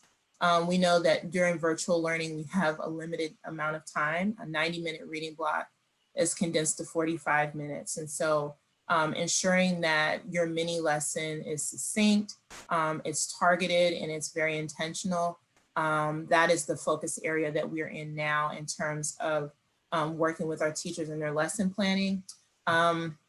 We have, this is in the past now because this is representing October, but we have begun our informal walkthroughs, but at this point we've completed our formal observations using our Charlotte Danielson rubric. One of the things that I'm just really proud of with our teachers is just the level of commitment and dedication to making sure that the online learning model that we have created, that we're using it with fidelity. Our Rise Up meetings, the goals that we set for our teachers, and making sure the beginning of the year that we have our structures in place, our routines in place, making sure that students and teachers are working together seamlessly so that when we do introduce more complex teaching strategies, we don't have to deal with those common interruptions and things that occur with students maybe not knowing how to use the chat and things of that nature. Now that we've moved into looking at instruction and delivery, we have noticed just even within the last 3 weeks in preparation for formal walkthroughs that we have seen a growth in our teachers in terms of how they deliver those lessons during the mini lesson. during virtual instruction. The trends that we had found originally were around that mini lesson and really getting teachers to understand they can't get in everything, but really being able to pinpoint those focus skills and making sure that your mini lesson is intentional and something that students can actually engage with and glean on for understanding. Again, formal observations are complete. We began with pre-observations, the actual observation, and now we're in the phase of our post-observations. Teachers have received all of their feedback. They've received their actual observation, and now we are slated to have our actual post-observation meetings. They were going to occur over the last few days, but we ended up having goal book training, and so we're moving those post-observations to next week. As far as student assessments, again, just referencing back to Nishandra, is really getting parents to understand the importance of integrity and making sure that we get the most accurate data possible. Also, just aligning our assessments to instruction is another focal point that we've been focusing on with our students, as well as feedback on those assessments. As far as curriculum is concerned, again, we are using Freckle, Mayan, and Renaissance with Fidelity, but also making sure that those parents who have picked up all of their curriculum at the beginning of the year, also having a system in which if a parent loses a book, which that happens, if a student destroys a book or a text or material that they need, how to make sure that that curriculum is replaced. What we've done thus far is we've made orders and delivered them directly to the parents' houses because those things do happen, and just making sure that students continue to have the curricular materials that they need. Okay, for Tolson, I just want to highlight just a few differences because if you notice here, but between the left and the right, they almost mirror one another. We want to ensure that the teaching and learning that's happening at both campuses, it's pretty consistent. So our PLTs, it mirrors exactly what Ms. Pella described as happening at the Lamont campus. For Tolson, however, our formal observations began with a goal setting period where our teachers, starting October 19th, they were intently mapping out their goals for the year aligned to our FFT or the Charlotte Danielson framework. They were provided a template where they looked at the 4 domains that they are being observed with. And from there, they mapped out the areas of growth for the year. And then it concluded with a one-on-one conversation with the school leader. And I know that in my sessions with teachers, I thoroughly enjoyed hearing from each one-on-one exactly how they plan to grow this year and the areas in which they've identified as those areas of growth. Our next steps with that at the Tolson campus would be to begin our formal observation period, which begins in the month of November. And then it starts with that pre-observation, observation, and post-conference. The post-conference, we will go back to the growth plan and identify which goals need to be altered based on the evidence from those observations. Our informal walkthroughs or observations occur daily from both myself as well as our instructional coaches in the building. We also have the luxury of our Rise Up team, so a strong partnership with our national team where they're coming in, as well as our regional team coming in during those Rise Up visits. They're visiting classrooms and they are leaving informal feedback. I've had several teachers speak to the fact that they've taken pictures, screenshots of the feedback that has been provided to them so that they have it and it's on record as a part of their growth. And so those are the only key differences between Lamont and Tolson as it pertains to teaching and learning.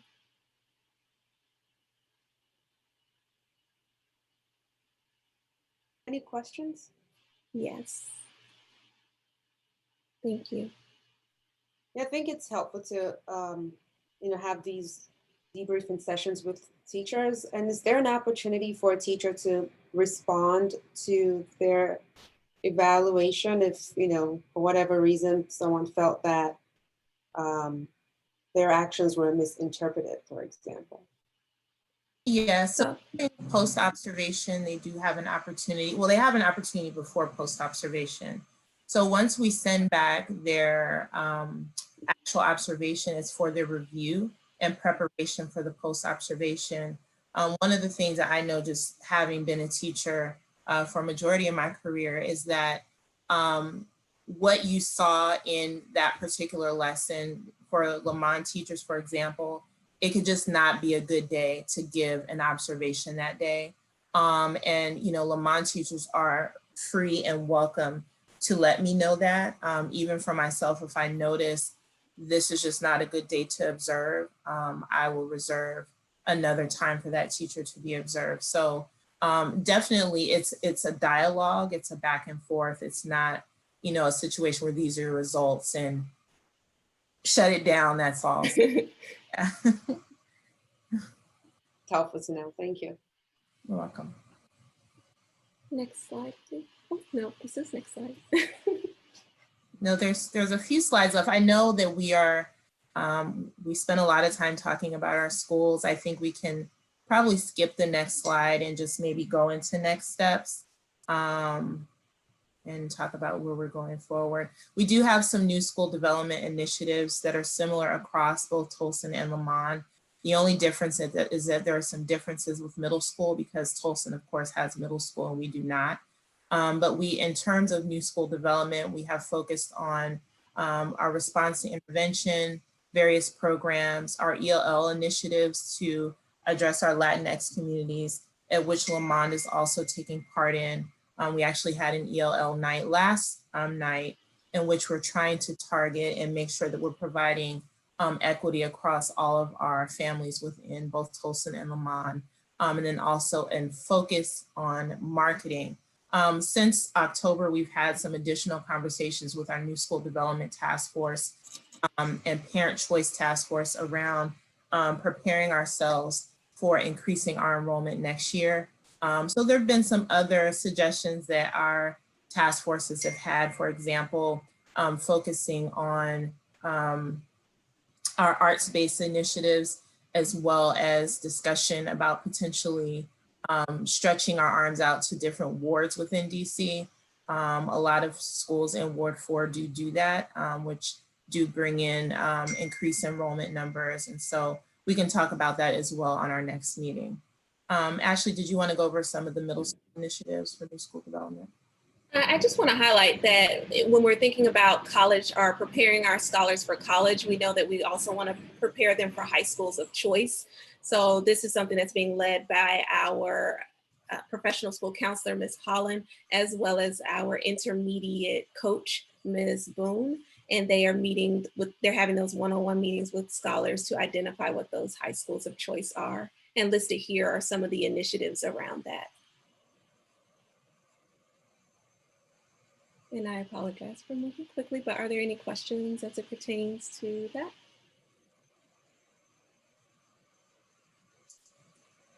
Okay.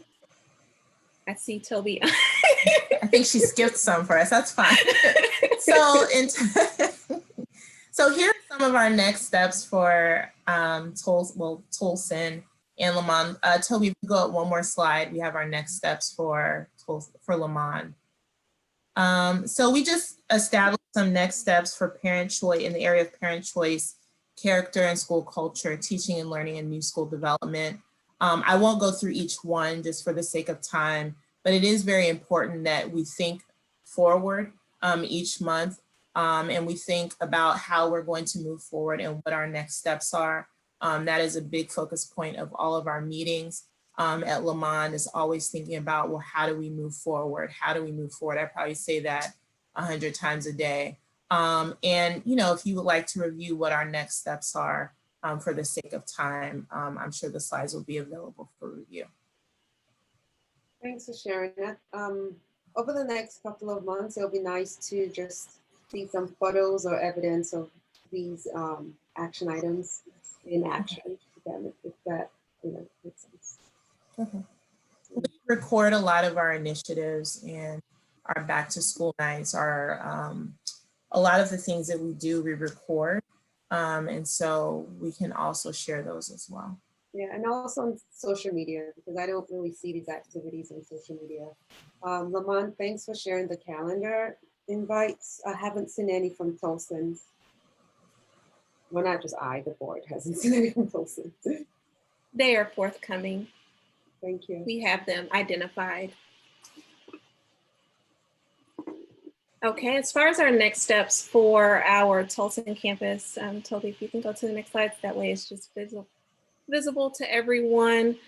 We know that our communication, our teachers communicate heavily with our families, whether or not it's via phone, whether or not they're doing it via email, but we know we want to increase the consistency of that through a newsletter using, I know we have our biweekly newsletters by our grade levels, as well as increasing that from our leadership. So having that posted on Parent Square with those initiatives. Taking into at our our AEC meeting, the feedback was provided, I believe from Dana, where you provided the idea of building a teaching toolbox for families where we can share out strategies and videos for families to reference when they are teaching or practicing skills with students. That is something that is definitely a next step for our campus, and we are developing a plan for that. So I did want to highlight those two as it pertains to parent choice. And thank you. Not a problem. Are there any questions? I just have one suggestion from a marketing standpoint, like the coffee and conversations with Latinx families.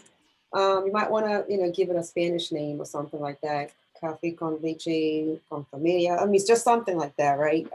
Because it makes it culturally relevant and responsive. So that's the thought, but you don't have to.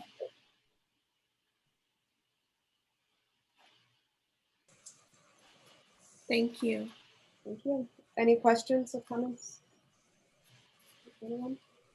Okay, before we move into SPED, I just want to quickly highlight a question someone mentioned in the chat a few minutes ago about staff members who, so the question says, in that same line of question, is there a plan of action or protocol for teachers with pre-existing conditions or compromised immune systems? If there's a response from Imagine today, would definitely welcome it. If it's something that has not been thought through, would appreciate a response on that at the next board meeting.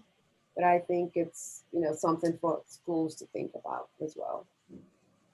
Rebecca, this is Stephanie.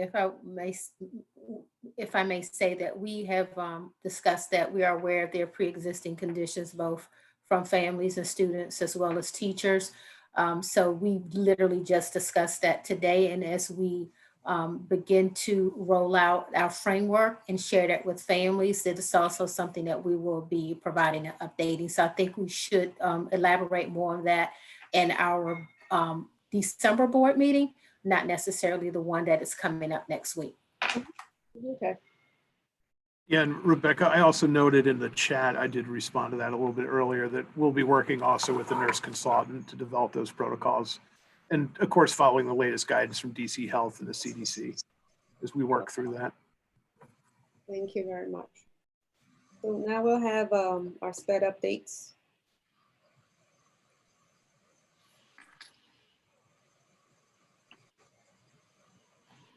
Good evening, everyone. My name is Angela Allen. I am the Director of Special Education for both Lamond and Tolson.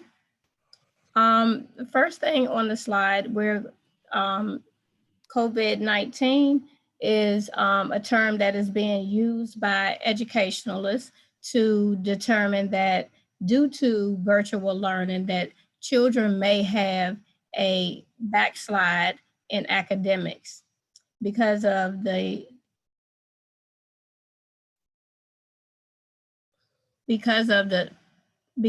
slide in academics, what is most important is that we as educators have collaboration across all curriculum areas. And due to child find, identifying children between the ages of 3 and 21 to make sure that there are no learning or academic or behavior difficulties, then it's important to do what's called response to intervention, which is planning proactively to make sure that those children are provided for both academically and behaviorally. Next slide, please. And with RTI, we're going to use a adjusted release model where children are in sessions for 6 to 9 weeks with a two rotations where teachers are in their professional learning teams, which you heard earlier called PLT, and the teachers are together and they're discussing how collectively they are going to support their students. They are progress monitored on a bi-weekly basis, weekly when it is a case where there is an intense need for children's academic or behavioral support, and bi-weekly when it's not as intense. What that does is that also makes sure that we have a high level of academic success for our scholars. Next slide. You skipped the slide, Toby. Okay, what are the benefits of RTI? The benefits of RTI are increased academic scores. And when you are able to plan within the curriculum and scaffold the lessons for the students with the Common Core standards either up or down, then you're able to build in those seamless initiatives where teachers who may be a little nervous about planning for students who are having deficits, then those gaps are filled. Comprehensive curriculum coaching in our PLT sessions. The teachers are seated with their curriculum coaches. They're using a Go Book Toolkit, which is an initiative that actually teaches the teachers how to embed the scaffolding up and the scaffolding down into the Common Core standards. How that's done is the Common Core standards are either at a mild level, a moderate level, or an intense level. They automatically start out on grade level, but as those children come into the class, if they're perhaps 3 months behind to 6 months behind, they would actually have a mild level of support that is provided to them. A year behind, that would be the moderate support, which is the Common Core standard adjusted for them to their ability level. Parent satisfaction. When your children are actually growing and they're thriving and their scores are going up, then of course you will always have parent satisfaction. Next slide. Our next steps, create RTI teams. That has already been accomplished. We did that on 10/14/2020. Disaggregate the data. Our team sat down collectively within their grade bands, and they disaggregated the data on 10/19 to 2/10/2020. Training the teachers finalize all of their training is finalized as of today. Secure interventions by 10/31/2020. We do have our interventions in place. Our EL children have reading A to Z. Our special needs populations have iReady, and then we will be using Go Book Toolkit for the entire LEA to support all teachers. Our plan was due to be unveiled on 11/2/2020, but we will unveil that on 11/9/2020. And on 11/9 as well, we will begin all interventions. Are there any questions?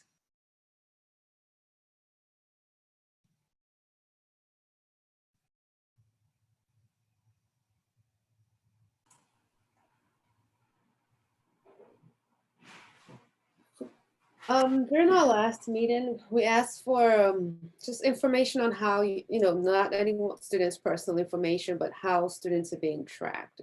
How are you tracking students' progress? We also asked for information on the students whose packets were delayed during the pandemic. Well, it was still in a pandemic, but the initial shutdown. No, we discussed that in the last meeting. I don't recall that detail. I recall seeing a bunch of slides and we had to pause because we ran out of time during the last meeting. But the slides primarily focused on logistics and not anything specific to student data. Okay, well, I'll make sure you get that, Rebecca. Thank you. I'd like to have it shared at the open meeting so we could plan to include that in next week's presentation. Yes.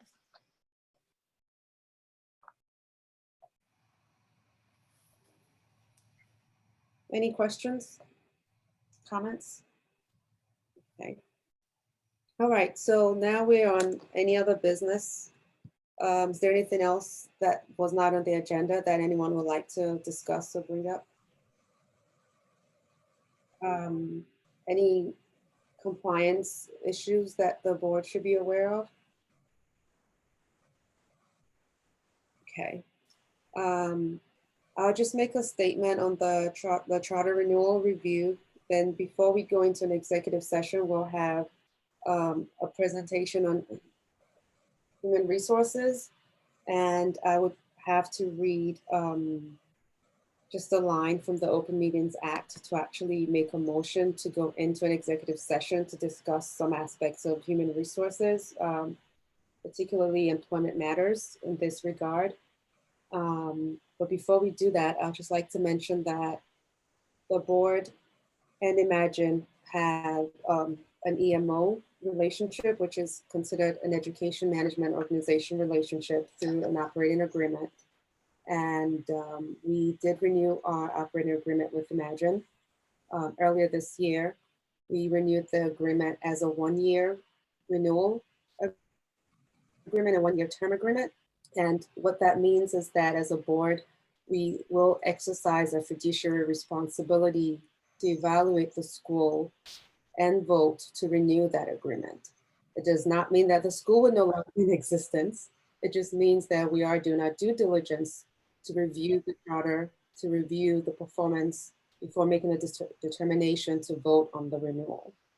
In the meantime, if there are any questions or concerns, we will send out a letter, of course, through Imagine, if anyone would like to communicate to the board in writing at our email address that should be on the website, or to speak at a meeting, which will likely be the December meeting.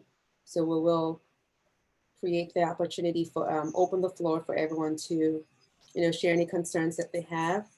And it is, board meetings are public meetings. So this is a responsibility that we have, and it will be an ongoing practice of the board each year moving forward.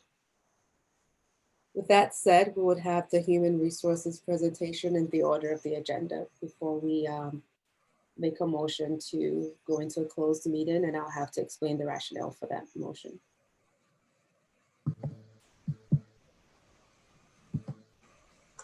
Good evening, everyone. My name is Tina Chavis. I'm the HR manager for the Hope LEA. As a part of Imagine Schools policies, it's required that we conduct exit interviews with resigning staff members.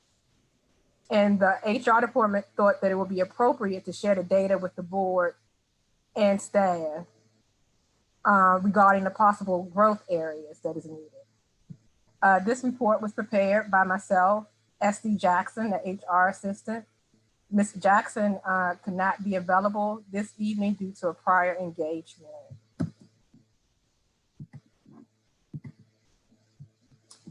So the Human Resources Department recently conducted the exit interviews with staff members. Those interviews took place between the dates range of June 2020 through August 2020. We met with 8 staff members to provide us feedback. During that feedback, we collected key data And this data is used to be used for growth of the LEA, any areas that we deem that we need to possibly pay attention to. The areas that we deem solutions are needed is leadership, training, mentoring programs, policy development, professional development improvement, clear guidelines on job responsibilities and opportunities. And the data should only be used to increase employee retention and campus effectiveness.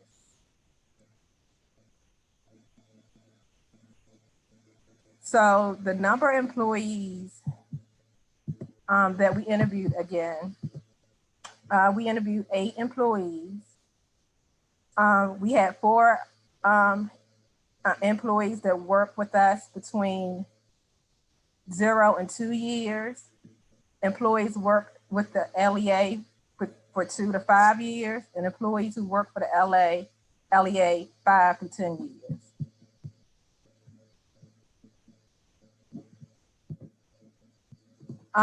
One of the questions that we asked the employees, what were the purpose of their and the reason for them resigning? We had 2 employees state that it was for job advancement, and we had 6 that stated they were dissatisfied with leadership.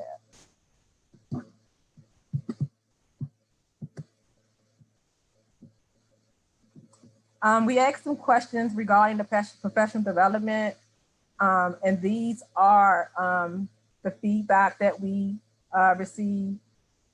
We received extremely dissatisfied, neutral, and satisfied.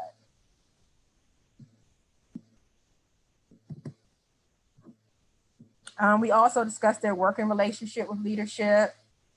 Again, there was a variety of different scales that were selected. As you can see, we had staff members that was extremely dissatisfied, neutral, satisfied, and extremely satisfied.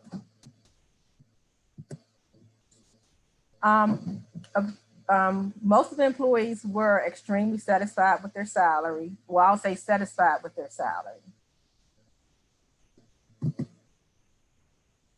We did ask them about the overall workload for their position. Again, there was a range from extremely dissatisfied to satisfied.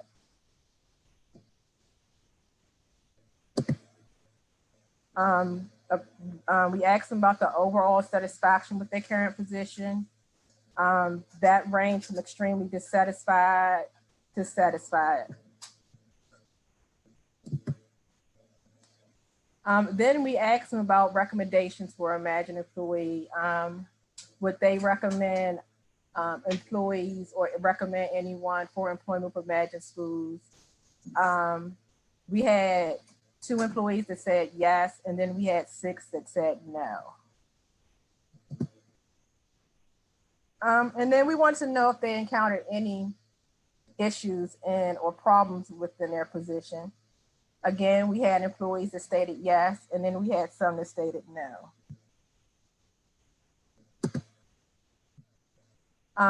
And then we wanted to know, after speaking with them and receiving some open-ended feedback, would they reapply with Imagine? As you can see, we had 3 employees that stated yes, and we had 5 employees that stated no.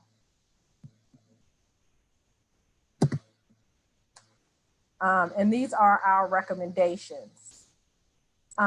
We recommend that internal mentoring program for principals, team building, increased leader accountability for employee retention, professional development programs designed around the needs of the teachers. A survey may be needed. An external leadership program. This program is designed to groom internal candidates for future leadership positions. And then quarterly culture surveys. And then we also are recommend that we have written-based campus policies that are easily to obtain. And then we thought about also that we think it would be great if we could possibly partner with a tier 1 charter school within the city And this would allow authentic feedback in areas that we need to strengthen educationally.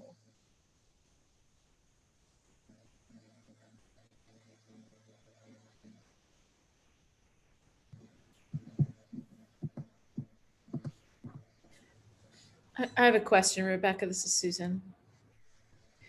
So you interviewed 8.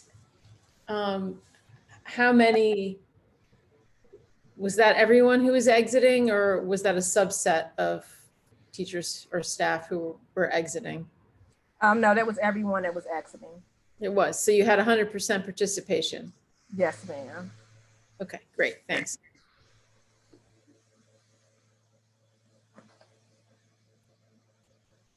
And thanks for including this recommendation about partnering with Tier 1 schools. I've been talking about that for a long time, that we need to have even at least 3 Tier 1 schools that we just follow and see what they're doing, and use that as a basis of some of our conversations at the committee level as a benchmark and as a guide. But I really haven't been hearing that, but I appreciate you bringing that up as a recommendation. Are there any other questions? Susan. Go for it, Susan. The written policies, are these like HR policies, or are these policies more like operational, like how do things work in the building kind of? Yeah, so they're more campus-based policies. Yeah. They needed clarification on. And so I will be working with the operations team along with Mr. Miller to give them feedback on the areas that I think if we need better policies in place to avoid any confusion, and it would allow more effective communication across the LEA. Okay. Thank you. You're welcome. Do you mind shedding a little bit more light on the part on, job responsibilities not being clear? So again, due to the many moving parts that we had last year, it was transitioning of positions along with transitioning of our regional director. There were questions about job responsibilities where they had to take on additional responsibilities that was not within their job scope. And so I think that when we are requesting that staff members take on additional duties, that we provide them with a provisional contract or job description that include those duties. I'm glad you're bringing that up too, because we actually talked about that at the finance committee meeting last week, that any role outside of your initial contract should be different and outlined as a separate contract. Okay, that's helpful to know. Hey, All Tina, right. I have one quick question. I'm sorry, this is for Tina. You also mentioned the professional development program. Can you give a little bit more insight on some of the comments made on that? Sure. So when it came to professional development, some of the departing employees felt like we had a one-size-fits-all on some of our professional development that we were providing to staff members. And possibly we need to look at providing professional development based on their position and grade level. And they requested that maybe moving forward before a professional development calendar is developed, that we send out a survey to see the areas that the teachers possibly may need additional assistance before we actually plan out our professional development for the year. I'm glad you said this too, because we've addressed this at the committee level. And we talked about creating a process around professional development that's participatory, and even revisiting the professional development budget to allocate some funds where individuals can request to participate in a professional development that suits their respective needs and will be charged with the responsibility to train others. And it's interesting that these conversations have taken place, but they haven't really resulted into anything, but detriment to our retention rate. Okay. Thank you for sharing that as well. Do we have any other questions or comments? Rebecca, this is Nishandra. Just wanted to comment on the professional development piece. So when we had the outside constituents come in and audit us regarding professional development, I believe that was last year or the year before last, I'm not sure.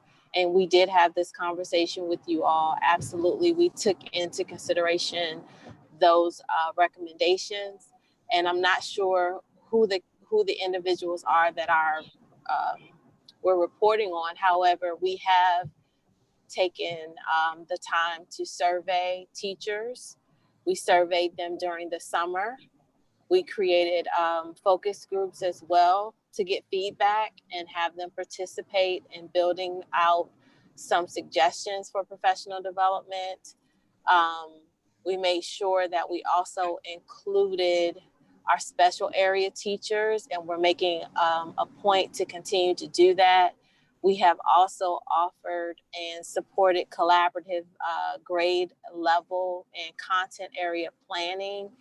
We also, during the summer and also currently, we have subscribed to different professional learning venues and provided that information also to. Nishandra, sorry, with all due respect, not to cut you off, but to be mindful of time, do you mind just sharing the evidence of everything you're talking about now and you were planning to share? Do you mind just at the next meeting just sharing evidence of that, like evidence of Absolutely. Yes, no problem. Evidence Perfect. of the teacher grade level content. I deal with evidence, so please let's just see the slides, see the evidence of that. Also, I think it's important that not only teaching staff is included in the professional development plan, but also non-teaching staff, admin staff. They also need professional development. We're in a very tech-centered, society, and there's a need for their own professional development as well to make sure that the management side, the admin side of the school is running well. And Rebecca, that will be something that I'll be undertaking. This is Stephanie. Okay, thank you. So let's just deal with evidence, because we've had a lot of these conversations, and the evidence we're seeing is that, I don't know, but I don't want to, speak too soon, but let's just see the evidence of what's been done. So that'll be an action item for the next meeting. At least what's been done, and an action item for the subsequent meeting in December could be the plan moving forward.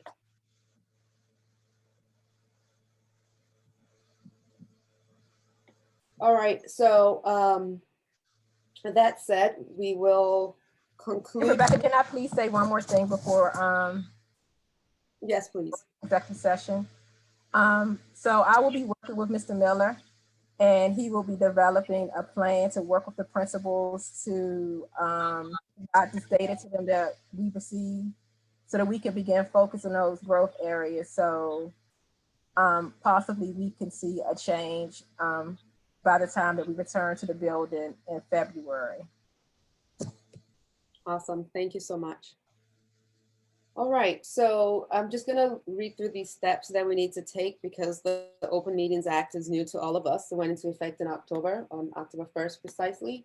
So first I would need to confirm that we have a majority of the board. I think we do, but just to confirm, we have up to 5 people here: Dana, Alteria, Carrie, Susan, and me. Are there any other board members present? Okay. So before I close the meeting, I would have to request a motion of the board to move to a closed meeting to discuss employment matters under section 2-575B10 of the DC Open Meetings Act. This exception allows for the board to discuss the appointment, employment assignment, promotion, performance evaluation, compensation, discipline, demotion, removal, or resignation of government employees in a closed meeting. May I have a motion that we need to move into this closed session and to close the meeting?